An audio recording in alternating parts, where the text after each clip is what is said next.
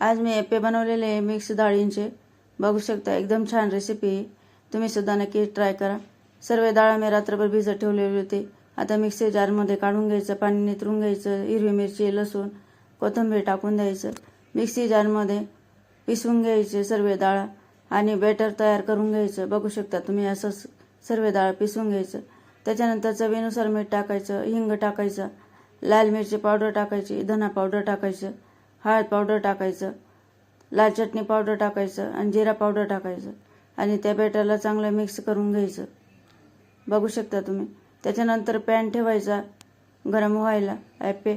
त्याच्यानंतर एप्पे टाकून द्यायचं, त्याच्यामध्ये ऑइल लावून द्यायचं पॅनला आणि झाकून द्यायचं 5 मिनिटासाठी. त्याच्यानंतर शिजलं का उलटपालट करून घ्यायचं. बघू शकता किती छान झालेले.